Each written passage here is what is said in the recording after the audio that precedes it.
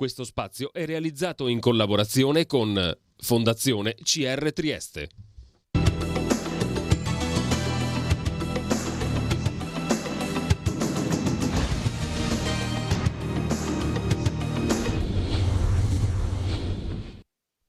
Buon pomeriggio e benvenuti a un'altra puntata di Trieste in diretta. Quest'oggi nella seconda parte ci occupiamo dell'ambulatorio mobile dell'associazione DONC. Noi abbiamo parlato di questa associazione più volte, oggi parliamo di questa novità che la riguarda. Nella prima parte siamo in compagnia della dottoressa Elena Mengotti, che è capo unità direzione centrale cultura e sport della regione, con la quale, grazie intanto per essere venuta nei nostri studi, con la quale parleremo un pochettino della cultura in Friuli Venezia Giulia, delle politiche culturali della regione. Lo facciamo partendo da un'iniziativa che si è svolta la scorsa settimana, proprio una settimana fa fra l'altro, a Villa Manine, Effetto Cultura 2, impatto di musei e spazi espositivi regionali, questo era il titolo. All'interno di questo incontro, di questa giornata, la dottoressa Mengotti ha parlato del progetto europeo CERRI. Io direi partiamo da questo intanto, dottoressa, e poi planiamo su un discorso più generale. Che cos'è il progetto CERRI? CERRI, come si dovrebbe pronunciare? Perché poi oggi tra questa mattina e questo pomeriggio ho un problema con gli acronimi. Si pronuncia CERRI ed è un acronimo, sì, anche il colore della locandina e del nostro logo lo dimostra. È un po' un gioco di parole che comunque punta a valorizzare il ruolo della cultura per il post-pandemico, quindi per la ripresa economica post-pandemia. Che cosa prevede il progetto? Allora, il progetto si basa sulla creazione di nuove politiche regionali nei paesi aderenti al progetto, che sono 9, e che vanno dalla Svezia all'Ungheria per poi passare attraverso la Slovenia e l'Italia. E punta a creare e a sperimentare nuove politiche per la ripresa economica grazie al ruolo delle imprese culturali e creative. E nel nostro caso vorremmo valorizzare i giardini e i parchi privati della nostra regione grazie alle attività culturali che possono essere organizzate al loro interno, e quindi forti di un'analisi su più di 500 parchi e giardini pubblici e privati che abbiamo in regione, 50 dei quali aperti al pubblico, parlo di parchi e giardini privati aperti al pubblico in regione, e saranno oggetto di un bando per progetti che li valorizzino grazie al ruolo delle imprese culturali e creative. Pare di capire, no, dottoressa, che il periodo pandemico, che è stato per quanto riguarda il settore culturale una piaga non indifferente, perché insomma è stato uno dei settori colpiti maggiormente, che però tuttavia si è sollevato abbastanza presto, anche secondo me grazie alla voglia della gente di tornare a ritrovarsi, eccetera. Però mi pare di capire che non è corretto dire grazie alla pandemia, però diciamo a pandemia conclusa viene in qualche modo riconsiderato, cioè è quasi una sorta di paradosso, no? Nel senso è stato danneggiato, però probabilmente ha mostrato delle capacità, tanto per usare un termine che in questi anni non si è usato, di resilienza, forse inaspettate. È vero, sono assolutamente d'accordo, infatti penso che il mondo della cultura abbia saputo cogliere un'occasione, abbia saputo valorizzarsi, creando nuovi strumenti di fruizione, grazie chiaramente alle piattaforme tecnologiche, alle nuove tecnologie, ma abbia anche riscoperto nuovi luoghi di fare cultura.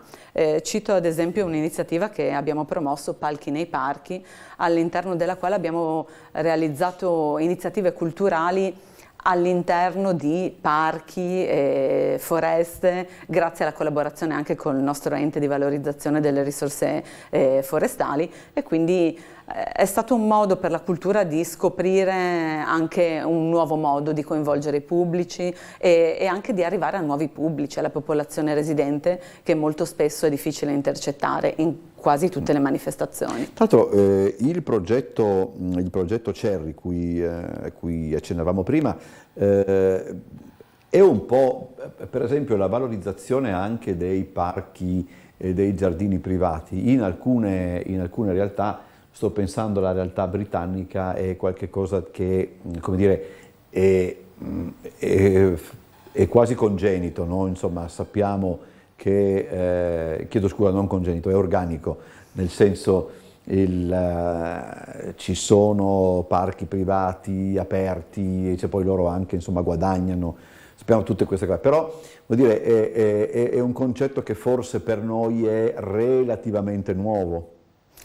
Ma assolutamente sono d'accordo, infatti è per questo che l'occasione della pandemia ci ha dato proprio uno stimolo, sia a noi, diciamo, coloro che costruiscono un po' le politiche regionali e le politiche di finanziamento alla cultura, e sia al mondo della cultura, che ha riscoperto gli spazi aperti e il contatto con il mondo locale, sia delle imprese locali che della popolazione locale, come dicevo prima, arrivando anche alla popolazione anziana o alla popolazione dei più giovani, dei ragazzi o dei bambini delle scuole, che in qualche modo dovevano essere ricoinvolti all'interno, e la cultura è stato un forte veicolo di coinvolgimento e un nuovo modo di fruire anche dei luoghi, dei comuni, dei nostri comuni e delle nostre comunità locali, sia quelle più grandi che anche quelle più piccole. Ecco, c'è anche questo, secondo me, che è importante sottolineare: in questo modo si porta la cultura anche in luoghi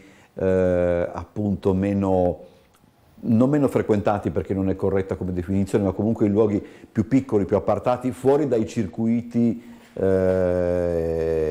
comuni.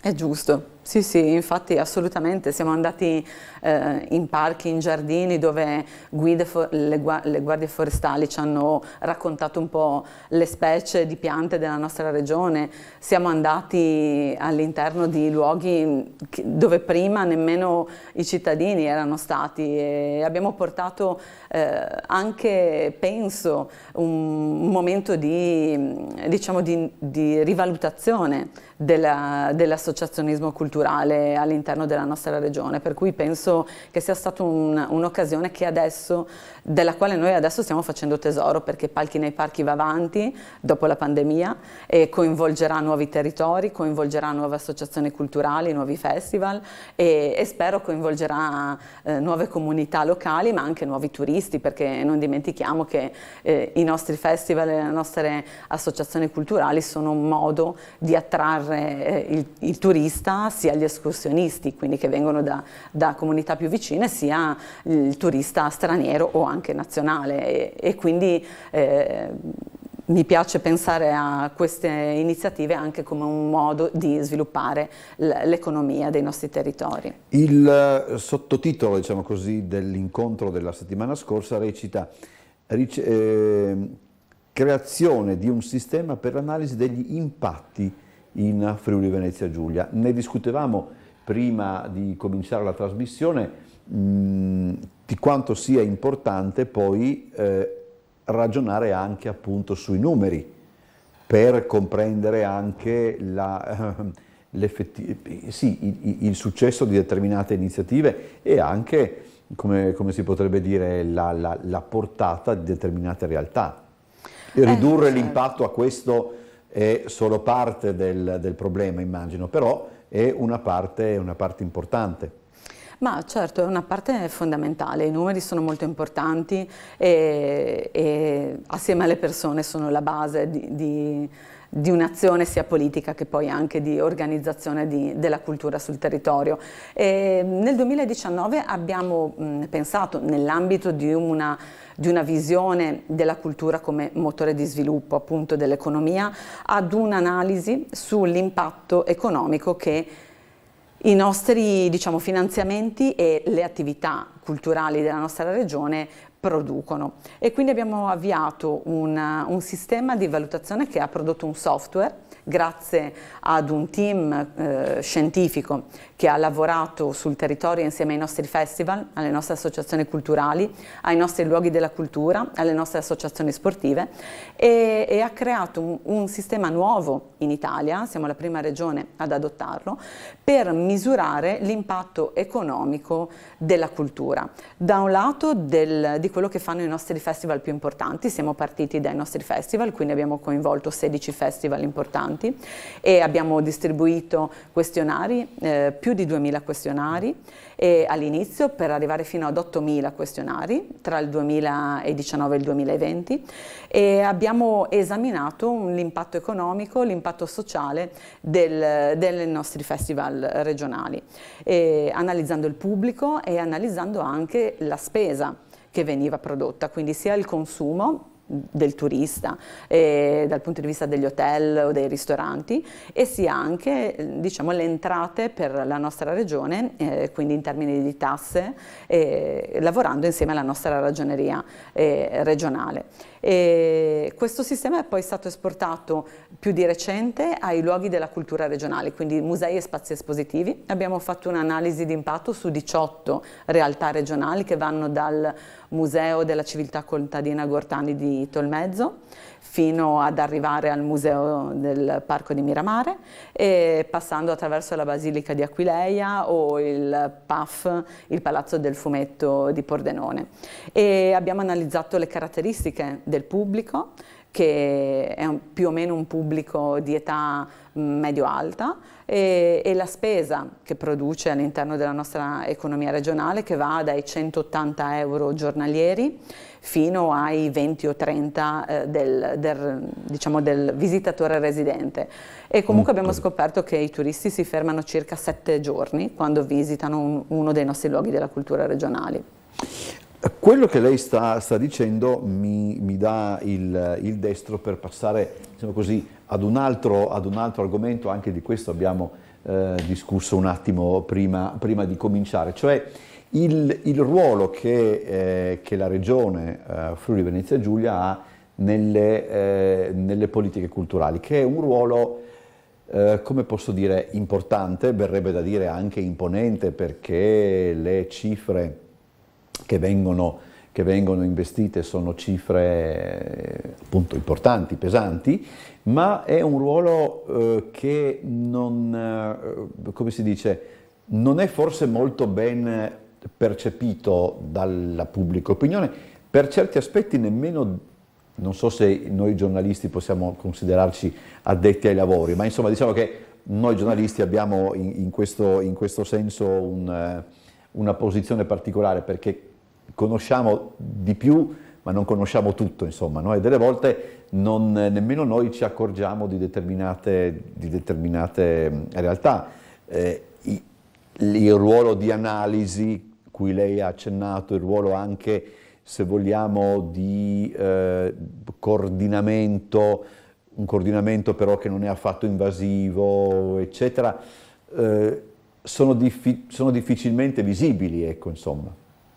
Ma beh, certo, la nostra regione, non tutti sanno che la nostra regione comunque è molto diversa dalle altre, perché ha esercitato la propria autonomia in materia di cultura sin dal suo inizio e quindi ha esercitato la sua competenza legislativa, che sembrerà diciamo un tecnicismo, ma in realtà è molto importante, perché ha permesso alla regione di fare grandi investimenti sul territorio, valorizzando grandi eccellenze che comunque emergevano e sarebbero comunque emerse anche senza i finanziamenti della regione, ma non avrebbero forse fatto le produzioni di alto livello che ha fatto in questi anni. E la regione investe molto. E il logo che voi ritrovate sulle locandine, sui siti o sui poster di grandissimi eventi non sempre viene considerato come un fattore di messa a disposizione di grandi risorse. Questo è, diciamo che il nostro bilancio per la cultura è importante, si differenzia dalle altre regioni e lo scopriamo anche noi, diciamo, operatori regionali quando incontriamo altri colleghi italiani e non solo.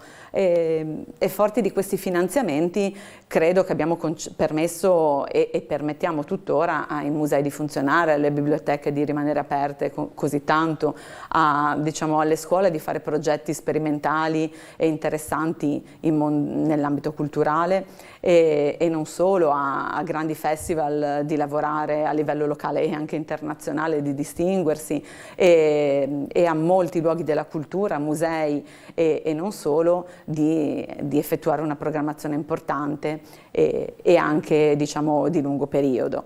Abbiamo sperimentato nuove politiche, abbiamo realizzato cose che in altri luoghi non sono state fatte, come i contenitori culturali, gli spazi ibridi che hanno consentito importanti iniziative di recupero di patrimonio, anche di archeologia industriale, attraverso la cultura e di trasformazione di luoghi a vocazione industriale invece adesso rivolti ad ospitare associazioni culturali e imprese culturali creative. Ecco, c'è un grande lavoro dietro sia della nostra giunta che del nostro consiglio regionale da molti anni e anche dei nostri uffici, ma penso che il legame col territorio che si è andato a consolidare e sicuramente i grandi rapporti consolidati col mondo dell'associazionismo ci ripaghi quotidianamente di tutto lo sforzo. Ecco, lei prima ha accennato anche ad un altro elemento sempre più trainante quando si parla di cultura, eccetera, ed è il rapporto che c'è strettissimo. A Trieste lo vediamo in questi ultimi anni, l'abbiamo visto crescere in maniera esponenziale, ed è il rapporto fra la cultura e il turismo. Ormai è un binomio, verrebbe da dire, indissolubile. Ci è voluto un pochettino perché il messaggio, diciamo così, passasse. Mi pare che sia però qualche cosa di acquisito. Di acquisito, come dire, ormai fatto proprio, ecco, insomma. Certo, no, assolutamente, lo dimostrano diciamo, i grandi rapporti che abbiamo con il settore del turismo, anche noi all'interno della nostra regione, e gli effetti che la cultura ha prodotto sul turismo. Proprio l'altro giorno a Villa Manin, nel convegno a cui si accennava all'inizio, oltre agli impatti della cultura abbiamo presentato anche, diciamo, i trend del turismo culturale in regione. Ci sono stati dati informazioni molto importanti grazie a Promoturismo, che svolge un'azione in forte sinergia con gli uffici appunto dell'assessorato alla cultura e ci è stato raccontato e illustrato un po' il trend del turismo culturale in regione degli ultimi anni. Basti pensare, vi faccio solo un accenno al fatto che dal 2002 al 2023 nel periodo dei ponti, dei recenti ponti di aprile e maggio, il turismo attinente ai luoghi della cultura regionale è aumentato del 50%. Il Promoturismo ci ha portato un po' un overview di quello che è il turismo culturale negli ultimi anni, soprattutto nei principali, diciamo, siti della nostra regione. Parlo delle 4 città più grandi, insomma, Trieste, Gorizia, Udine e Pordenone, e i numeri sono importanti. Ovviamente a Trieste i numeri sono abbastanza diciamo efficaci, perché parliamo di più di 1 milione di presenze legate al mondo della cultura, però anche nelle altre città, parlo anche di Gorizia che è una città più piccola, sono davvero impressionanti e fare un'analisi degli effetti della cultura sul turismo, anche questo è stato sfidante per noi e anche interessante, perché non abbiamo un osservatorio regionale del turismo in regione, ma questi dati vengono raccolti grazie al lavoro di Promoturismo, quindi la forte sinergia tra i due settori è importante. Immagino che sia anche importante come dire, gestire tutto ciò, cioè anche in questo, cioè, renderlo quotidiano, non renderlo, lo dico anche come dire, a detrimento non renderlo fonte di notizia, no? Cioè essere abituati a vedere masse di gente masse è brutto, a vedere parecchie persone che appunto visitano i musei, visitano i luoghi, si spostano, si muovono, eccetera. Quindi credo che poi diventa importante a questo punto non farli scappare, diciamo, e gestire quelli nuovi. Beh sì, assolutamente. E là però il compito non si capisce poi di quale comparto debba essere, se del turismo o se della cultura. O se di entrambi. Certo. Sì, sicuramente l'ultima suggestione è la più giusta, è la più corretta. Noi lavoriamo molto con promoturismo. Sono due settori separati perché chiaramente il turismo non può considerarsi una materia, tra virgolette, quindi il turismo deriva e stimola diversi settori dell'azione regionale. Però in questi anni abbiamo davvero collaborato fortemente in quest'ottica appunto e la sinergia è fondamentale perché chiaramente entrambi siamo stati sempre abituati a lavorare settorialmente e adesso la pandemia soprattutto ci ha offerto occasione per sperimentare nuove azioni e per fare un lavoro comune. È un lavoro quotidiano complesso, devo dire, però penso che siamo molto fortunati perché la nostra agenzia Promoturismo ha davvero quella marcia in più che in altre regioni non troviamo e che ci consente di valorizzare l'azione settoriale che svolgiamo ogni giorno. Quindi molte volte siamo chini in ufficio a pensare appunto ai nostri finanziamenti o a fare progetti nuovi, però grazie a loro riusciamo anche a valorizzarli nel giusto modo. Ecco, c'è un settore ancora per quanto riguarda appunto la politica culturale della regione dove sarebbe ancora necessario intervenire in maniera come dire, più netta rispetto alle altre, se crede un modo un po' più elegante per dire se c'è un settore che ha bisogno di maggiore assistenza in questo momento? Credo che più che un settore è proprio una tipologia di attività, ovvero parlo dei musei. Sicuramente i nostri musei regionali hanno all'interno delle collezioni importanti e degli archivi ancora più importanti. Sì. Ci sono diversi diciamo, problemi che contraddistinguono i musei in tutto il nostro paese ed è il tema appunto degli archivi e della digitalizzazione. Abbiamo numerosi interventi e finanziamenti e canali appunto contributivi su questo settore. Crediamo, sia come appunto assessorato alla cultura, ma il mondo dei musei ce lo conferma, che abbiamo la necessità di avviare un sistema museale regionale nuovo.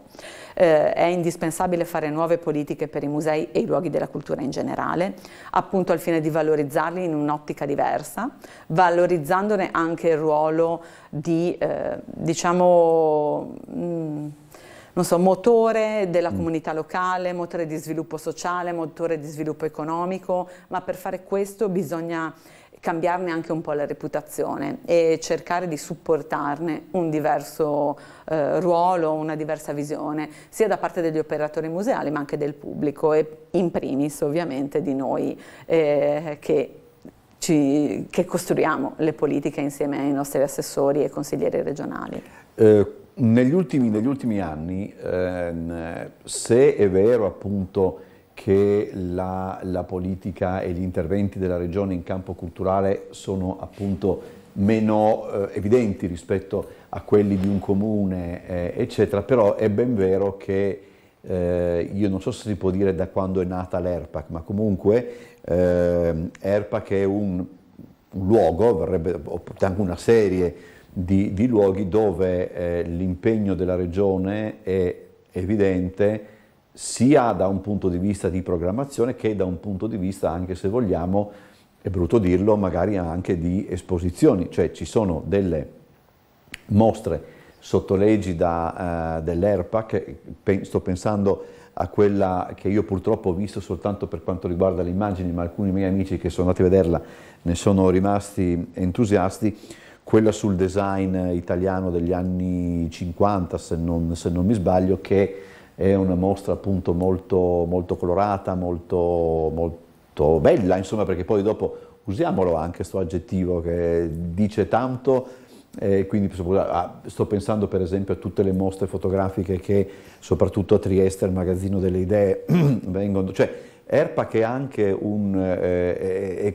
come dire, potremmo dirlo, è anche la esplicitazione per certi aspetti di questo tipo di politica che per alcuni versi anche, virgolette, svecchia l'istituzione museale. È vero, sì, assolutamente, infatti l'ente regionale per il patrimonio culturale è un braccio operativo del nostro assessorato ed è dedicato a realizzare iniziative e a valorizzare molti luoghi della cultura regionale, quindi il patrimonio di proprietà della regione, e quindi dal Magazzino delle Idee a diciamo Borgo Castello a Gorizia, quindi al Museo della Moda e quindi gli ex musei provinciali di Gorizia, alla Galleria Spazzapan. Ci sono molte realtà gestite da ERPAC che ci consentono anche di sperimentare nuove forme di allestimenti e anche nuove mostre, come appunto quelle di cui lei parlava qui al Magazzino delle Idee, per esempio. ERPAC ci permette di lavorare anche con più agilità nel gestire il sistema dei musei, perché non dimentichiamo che grazie ad ERPAC stiamo mettendo insieme i musei etnografici della regione e quindi creando un nuovo sistema di valorizzazione dei musei etnografici, ma grazie ad ERPAC abbiamo condotto studi importanti sul territorio, sui nostri luoghi della cultura e non solo, come i dati sui giardini storici e sui parchi storici pubblici e privati, che sono frutto di studi e analisi proprio e di pubblicazioni edite da ERPAC. Quindi sono d'accordo, ERPAC è uno strumento molto efficace anche per gestire un compendio come quello di Villa Manin, che come potete immaginare non è di facile gestione, perché mette insieme il mondo dei concerti al mondo delle residenze d'artista, per esempio, agli allestimenti permanenti, temporanei, alle grandi mostre, e quindi diciamo che non è un luogo semplice da gestire, ma grazie al braccio operativo della regione, quindi ad ERPAC, tutto questo è più semplice. Ci abbiamo verso la conclusione. Anni fa, credo, no? Non mi ricordo chi, no, in realtà mi ricordo ma non dico il nome, disse: con la cultura non si mangia. Parecchi meschini in quel periodo gli dettero anche ragione. Credo che sia a livello regionale che anche a livello nazionale ci sia una notevole inversione di tendenza, cioè si capisce una volta per tutte quello che finalmente anche nel nostro paese, quello che altri luoghi come per esempio, torno a dire, la Gran Bretagna piuttosto che la Francia, probabilmente anche, insomma, questi sono posti che io ho frequentato di più, questo l'avevano già capito anni fa, e forse anche diciamo così, rimanendo in tema di cucina, forse arrivando persino in quei luoghi a permettersi una sorta di fast food culturale, concetto sul quale qui si può eventualmente discutere. Beh, certo, questa frase sicuramente era una frase abbastanza abusata in passato, sì, ma credo che nella nostra regione si sia dimostrato, appunto, con le analisi di cui parlavamo, quanto non sia vero. Ed è su questo che le politiche regionali degli ultimi, direi, più di 10 anni hanno puntato, ovvero a dimostrare gli effetti economici della cultura e anche gli effetti di un sostegno diverso alla cultura e al mondo produttivo della cultura, e quindi parlo delle imprese culturali e creative. E il cibo, il food, è un comparto delle imprese culturali e creative, quel comparto che si chiama creative driven, ovvero che non produce contenuti culturali, ma che dai contenuti culturali e dalla creatività si lascia ispirare per produrre i propri prodotti. E quindi concordo pienamente, e credo che nella nostra regione questa filosofia non solo si sia dimostrata, ma sia anche provata con i numeri, che invito tutti anche a leggere, perché li trovate tutti sul nostro sito regionale, per cui penso che parlino meglio di quanto ho detto finora io. Il progetto Cherry, ultima domanda, ha una scadenza? Viene rinnovato? Come... Il progetto Cherry l'abbiamo appena vinto, abbiamo vinto un bando europeo, sì, è iniziato il 1° marzo e durerà 4 anni e nel 2005 pubblicheremo questo bando che finanzia nuovi progetti e quindi sicuramente ci potete seguire sul sito dove pubblichiamo tutto e magari ci vedrete in regione con i nostri tavoli di lavoro con gli stakeholder regionali. Grazie alla dottoressa Elena Mengotti, capo unità della Direzione Centrale Cultura e Sport della Regione, buon lavoro. Grazie mille. E grazie ancora per la sua disponibilità. Grazie. Andiamo in pubblicità, dopo la pubblicità cambiamo argomento.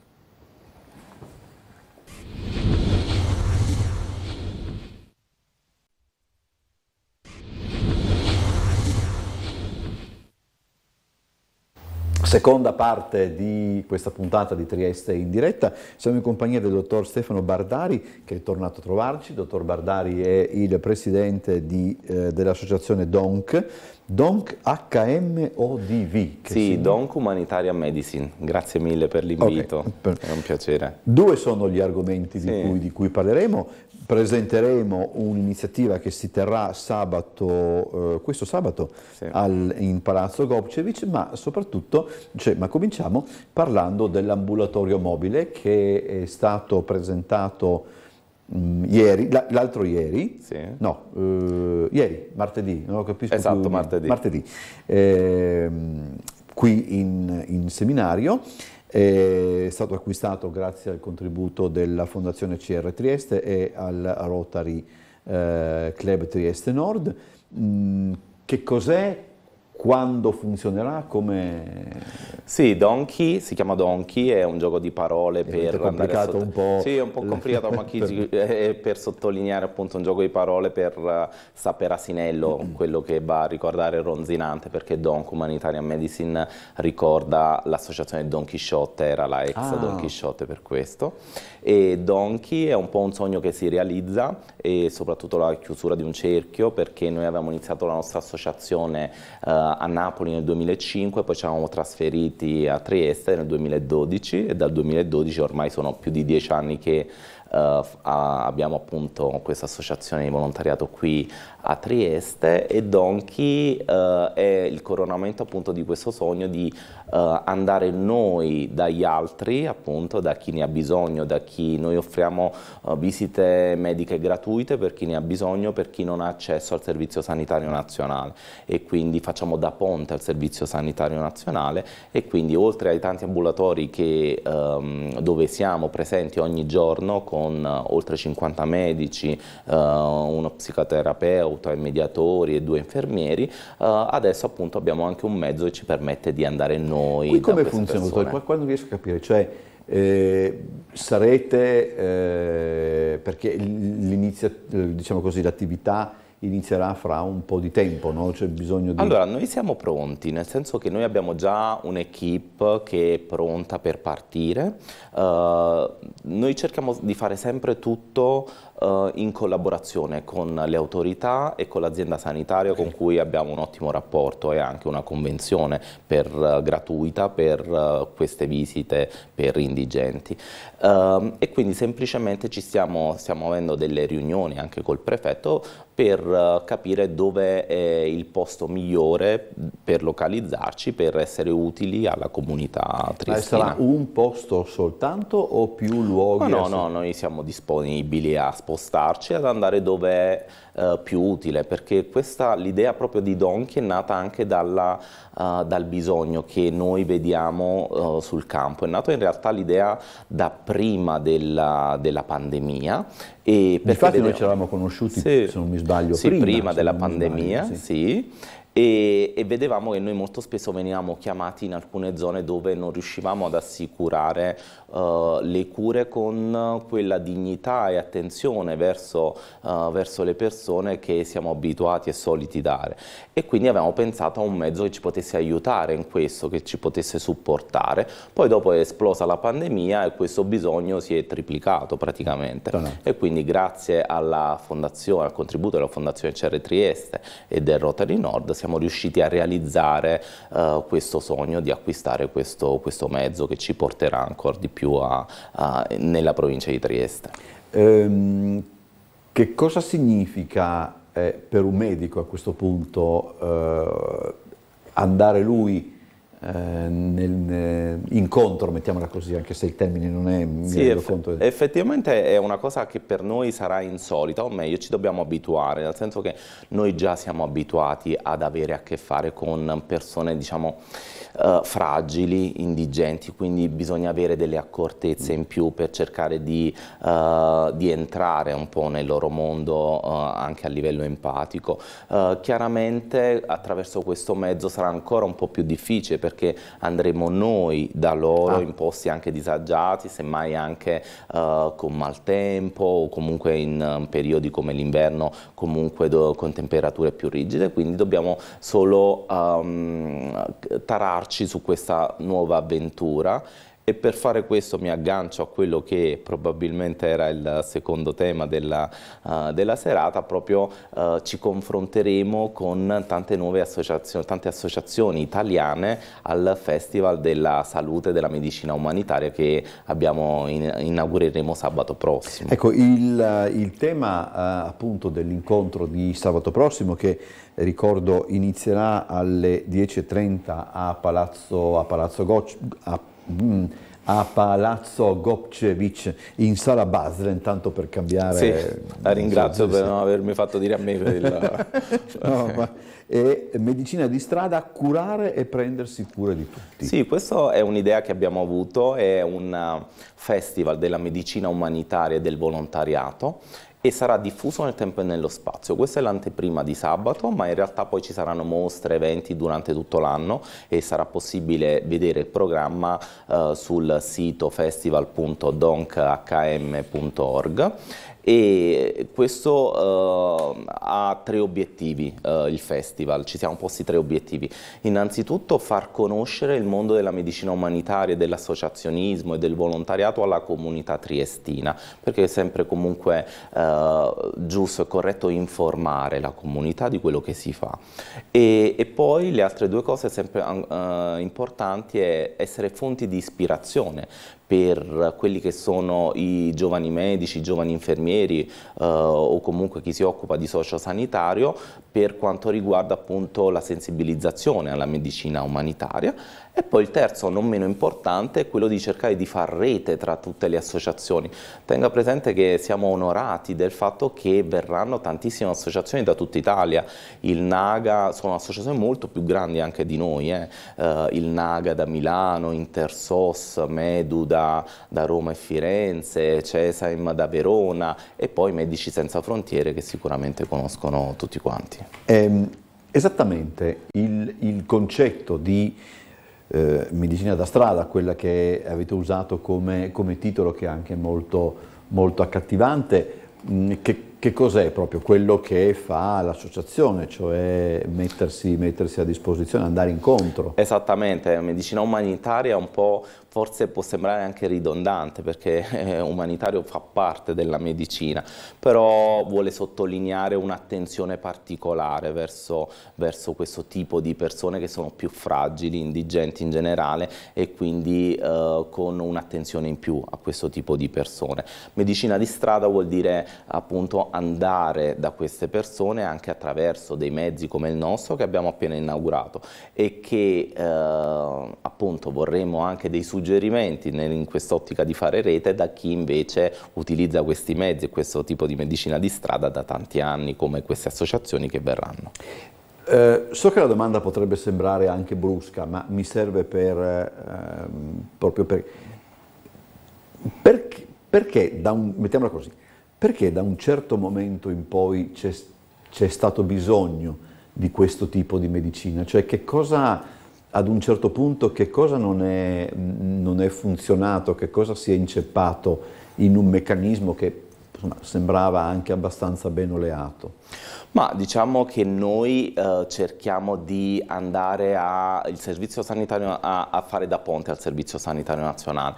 Io sono un amante del servizio sanitario nazionale perché davvero offre, in Italia non ci rendiamo conto della fortuna che abbiamo ad avere il nostro servizio sanitario nazionale gratuito. Basta pensare a quello che sta succedendo negli Stati Uniti. Negli Stati Uniti, assolutamente. Noi ci accorgiamo di quanto siamo fortunati solo quando andiamo fuori e purtroppo abbiamo bisogno di qualcosa. Sì. Però c'è da dire che questo servizio sanitario nazionale non può essere perfetto, ci sono delle falle anche a livello burocratico e quindi noi cerchiamo di fare da ponte insieme con l'azienda sanitaria e le istituzioni. C'è da dire che la nostra speranza è quella di non essere presenti, di non dover più lavorare, però purtroppo per i prossimi anni penso che ci sarà ancora tanto da fare. Quando voi, nel 2012, quindi 12 anni fa, sì, avete iniziato il lavoro a Trieste, che cosa avevate portato dell'esperienza napoletana? Noi anche qui, procedendo per stereotipi, perché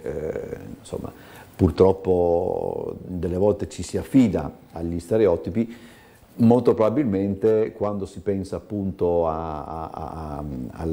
soprattutto alle regioni del sud, si pensa ad un servizio sanitario molto più, diciamo, complesso rispetto a quello di cui godiamo noi. Magari questo è vero fino ad un certo punto, potrebbe anche darsi che non sia così vero, però ecco, diciamo così, dell'esperienza di Napoli, che cosa avete portato? Diciamo che è in parte vero, ma non è solo una questione Sud Italia o Nord Italia, è una questione grandi città e piccole città, nel senso Napoli sicuramente, come la Lombardia o Roma, comunque sono grandi città ed è molto più complesso avere a che fare con il servizio sanitario nazionale. Trieste è molto più semplice, però le dico questo aneddoto, ad esempio noi quando abbiamo iniziato nel 2012 ero io insieme a un mio collega e carissimo amico Ferdinando Avolio che abbiamo portato appunto l'associazione a Trieste e nel mondo del volontariato non si inventa nulla, basta solo riproporre le belle idee che si hanno che si hanno nel territorio e riproporle e contestualizzarle. Declinandole. E quindi noi ci siamo messi a disposizione delle realtà associative e io nel 2012 per un anno con la comunità di San Martino al Campo andavo in via Udine e le dico visitavo 1-2 persone a settimana perché non c'era proprio bisogno. Le dico solo che ieri i nostri medici ne hanno visitati oltre 20 in via Udine nello stesso centro in un solo giorno, nel senso che da quel momento poi le visite sono molto incrementate e dal 2012 a oggi abbiamo fatto più di 10.000 visite, quindi comunque il bisogno purtroppo è molto aumentato e questo appunto a causa del disagio che si è avuto un pochino anche per la rotta balcanica, per l'apertura appunto di queste nuove tratte migratorie. E poi è cresciuto anche il vostro numero.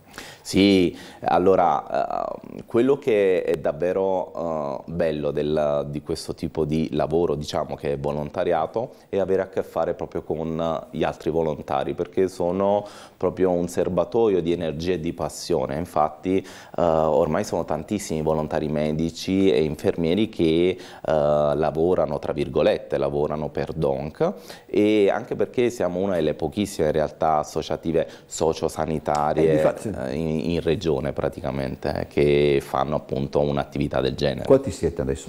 Adesso siamo più di 50, poi è un po' molto variegato, nel senso che abbiamo sia medici in pensione che si dedicano semmai riescono a dedicare più tempo e per fortuna alle attività degli ambulatori, oppure abbiamo medici specializzanti, dirigenti medici, studenti di medicina, studenti di infermieristica, è molto variegato e molto orizzontale, molto bello per questo. Però è interessante quello che diceva, cioè nel senso che quantomeno diciamo nella nostra città di associazioni come queste non è che ce ne siano tante, ci sono parecchie associazioni che si occupano di questioni collegate alla sanità, non fosse altro tutte quelle meritorie che diciamo così lavorano diciamo al burlo e si occupano Certo. delle varie necessità chiedo scusa, dei pazienti del burlo e dei loro familiari. Però di associazioni con questo scopo sì, posso ricordare per esempio il Circolo Sweetheart, però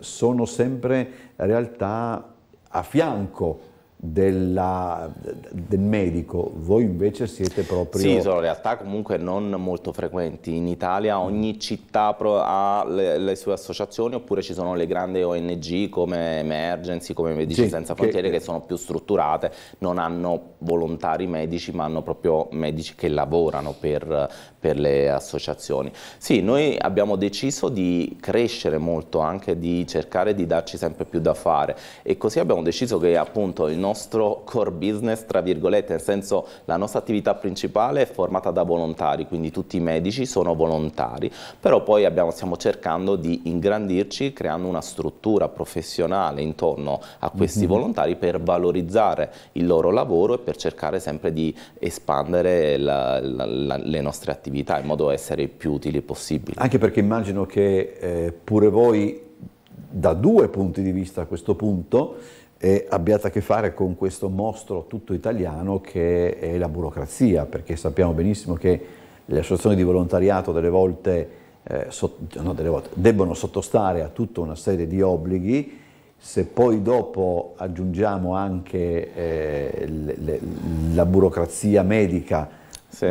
Immagino sia qualcosa di... Sì, diciamo che noi abbiamo una persona che si occupa di tutto, la Linda, che senza di lei non saprei proprio come fare, e per noi è una grande ricchezza, e poi però siamo anche un po' facilitati perché comunque in qualche essendo modo, senza scopo di lucro abbiamo diciamo dei rapporti privilegiati sia con le associazioni che si occupano di accoglienza con cui collaboriamo, sia con l'azienda sanitaria, nel senso anche queste associazioni sanno che noi non avendo nessun scopo di lucro diciamo abbiamo dei passaggi preferenziali diciamo, e poi comunque siamo riusciti negli anni a creare una rete tra i medici, tra il territorio, tra l'ospedale, e ormai a Trieste più o meno tutti ci conoscono, quindi sanno che se un paziente è stato visto dai medici di DONC almeno c'è stata una certa attenzione, quindi c'è stato un filtro verso quello che può essere ad esempio un ricovero oppure un accesso in pronto soccorso.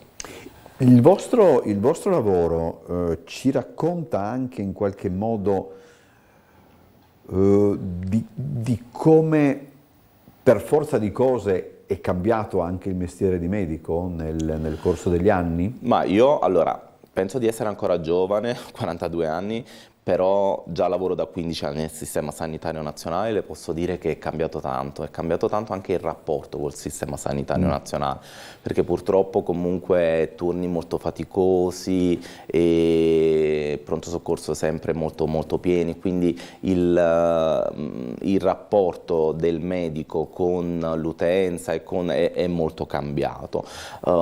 Purtroppo si pagano tanti anni appunto dove ci sono stati pochi concorsi, pochi investimenti, e forse la pandemia ha anche un po' ha esasperato quelle che sono queste problematiche, però diciamo io sono fiducioso e credo tantissimo nel sistema sanitario nazionale che dobbiamo difendere assolutamente a spada tratta perché è troppo dottore, prezioso. C'è questo discorso, poi dopo torniamo, ma è se crede, è anche una curiosità mia, il discorso sul numero chiuso alla facoltà di medicina. Adesso è cambiato qualche cosa, ha senso, ha avuto senso, non ha mai avuto senso? Ma queste poi sono cose, io posso parlare a titolo personale di questo, però ad esempio adesso è stato fatto il concorso nazionale per le varie specialità e penso che questo possa portare comunque delle cose buone. Secondo me basta guardarsi un po' intorno per vedere quali possono essere le giuste soluzioni, ma questo è proprio valutazione mia personale, nel senso, ad esempio, io ho fatto un Erasmus in Francia e lì io ritengo che sia molto molto valido la modalità di accesso all'università di medicina, cioè il primo anno è libero per tutti, poi dopo si fa la seconda degli esami, delle valutazioni degli esami e insieme a un concorso c'è il blocco e l'accesso, però questo dipende da valutazioni che comunque da valutazioni grandi. Mi pare di capire che è un po' in crisi invece il sistema pubblico inglese, che una volta era sì, abbastanza... ma io ho girato tanti ospedali anche a livello di stage e le posso dire che come il sistema sanitario nazionale non ce n'è proprio.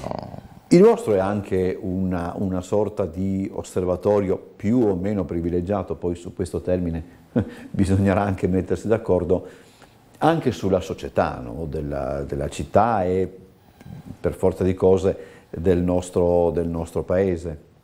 Sì, sicuramente ci permette di purtroppo vedere tanti casi limite, tante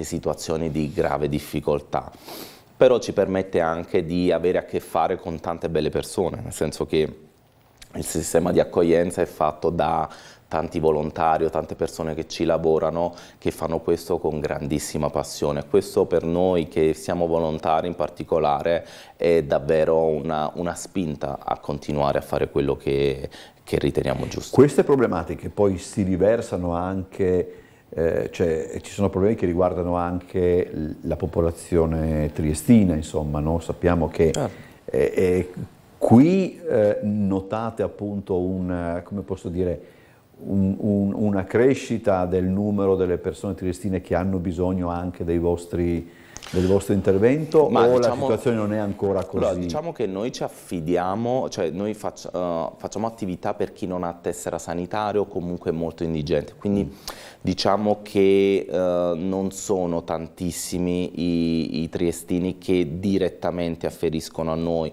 possono essere senza fissa dimora o comunque sono più rari i casi, però devo dire che il nostro lavoro è fondamentale per la comunità triestina, perché noi preveniamo quelli che sono gli accessi impropri, ad esempio certo, sì, al pronto soccorso, quindi in maniera indiretta lo facciamo. Certo, ma per il momento per una città come Trieste, per fortuna, in cui il sistema sanitario funziona molto bene, io lavoro poi al polo cardiologico dove è davvero un'eccellenza a livello di sistema sanitario, diciamo che è ancora da preservare, ma ancora funziona molto molto bene. Diciamo queste difficoltà io ho riscontrate recentemente anche a Napoli, probabilmente in Campania, dove comunque nelle grandi città dove anche l'accesso alla visita specialistica ha delle tempistiche e dei costi che semmai per una persona comunque particolarmente indigente può essere ancora fastidioso. Tra l'altro, siamo già verso la conclusione, tornando all'unità mobile, insomma, sì, no? Donchi, penso che vi abbia fatto anche molto piacere il fatto che abbiate avuto l'aiuto sia della Fondazione CR Trieste sia anche del Rotary, no? Cioè significa che il vostro lavoro è anche una sorta di... significa anche l'apprezzamento del vostro lavoro. Sicuramente, ma io quello che ho detto anche quando abbiamo presentato... Perché stanno scorrendo le immagini, credo, dell'altro giorno. Quando abbiamo presentato l'ambulatorio, la cosa che ho sempre detto è che io sono molto grato alla Fondazione CR Trieste, a Rotary, ma anche a altre fondazioni che comunque ci aiutano, ma non soltanto per il contributo economico, che devo dirle comunque è importante per noi, però proprio perché noi vediamo che c'è un'attenzione di fondazioni, grandi donatori a quello che facciamo e un apprezzamento per come lo facciamo. Quindi devo dire che questo per noi è ancor più del contributo economico, energia, benzina per continuare a fare queste cose. Laddove invece l'appuntamento di sabato, ricordiamo, a partire dalle 10:30,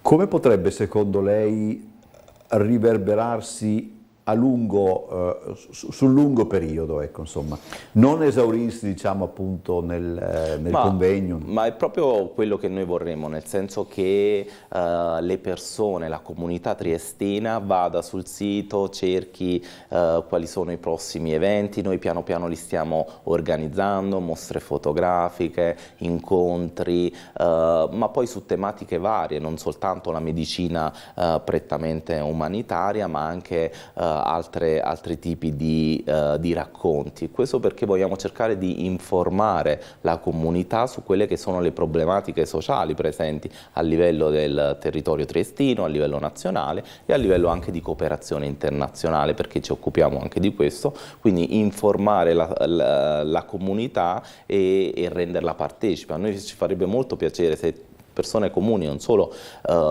sociosanitari, venissero all'incontro del 20 maggio e comunque andassero a spulciare un po' quello che è il programma per andare a vedere un po', cosa può interessare loro. E chi volesse aiutarvi, posto che appunto i volontari, insomma, avete bisogno di volontari sociosanitari, quindi ristretto. No, in realtà ormai abbiamo anche ragazzi del servizio civile, abbiamo un po' di tutto perché ci siamo molto ingranditi. Quindi io quello che dico sempre il primo aiuto è quello di venire a conoscerci, a vedere quello che poi facciamo si trova il modo. E farlo insieme, assolutamente. Poi sul sito www.donk.org trovano tutti i modi sia per contattarci sia per aiutarci. Allora ricordatevi dell'appuntamento di sabato 20 maggio alle 20:30 in Sala Baslen di... No, 10:30, facciamo una cosa più al giorno. Ho sbagliato, 20, ho sbagliato. Alle 10:30 in Sala Baslen a Palazzo Gopčević, medicina di strada, curare e prendersi cura di tutti. Io ringrazio il dottor Bardari grazie mille per essere stato con noi. Grazie davvero. Vi do appuntamento a domani è venerdì, è la giornata che noi dedichiamo solitamente alla cultura e allo spettacolo.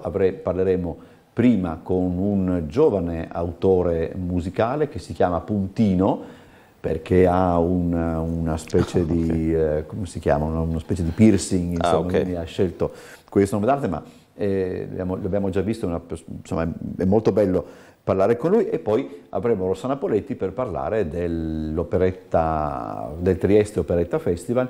Sapete che torna alla grande l'appuntamento estivo con la piccola lirica. Grazie ancora al dottor Bardari, buon lavoro. Grazie a lei. Ci vediamo domani alle 18.